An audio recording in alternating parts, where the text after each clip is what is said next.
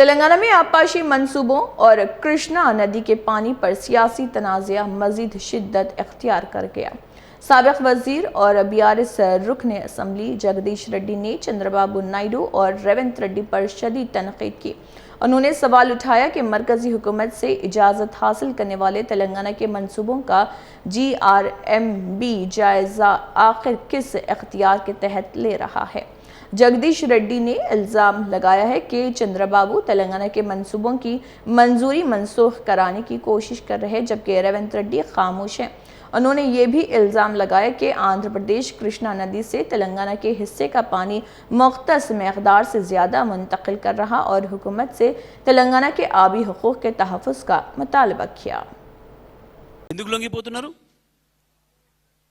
ఎట్లా చేస్తాడు వాడు రివ్యూ? శ్రీధర్ బాబు తెలియదా? చదువుకున్నాడే కదా. ఒక్కసారి టీఏసీ ఇచ్చిన అనుమతులు,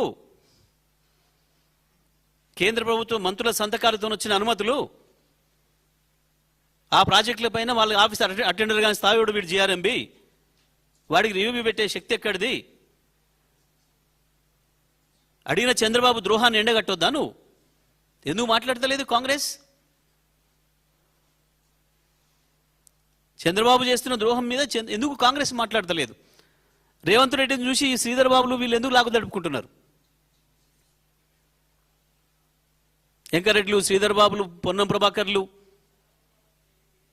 దామోదర్లు, ఉత్తమ్లు ఎందుకు లాగులు తడుపుకుంటున్నారు?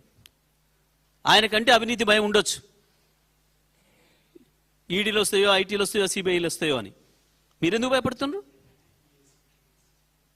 ఎందుకు మీ ఆత్మ నమ్ముకుంటున్నారు? ఏం చర్చించడానికి పోతావు? ఎంత అసలు వాడి స్థాయి ఎంత? దాని ఎజెండాలు పెట్టడానికి పట్టుకునే ధైర్యం ఏంది? చంద్రబాబు చెప్పుంటాడే, ఉత్తయ్య అవన్నీ పనికిమాలలో వచ్చి కూర్చుండి ఇనిపోతారు గొర్రెలవి, అంత ధైర్యం ఉందా నా ముందర మాట్లాడేంత అని చెప్పుంటాడు. పోతున్నారు. అందుకే ఎవడిచ్చిండు మీకు హక్కు? తెలంగాణ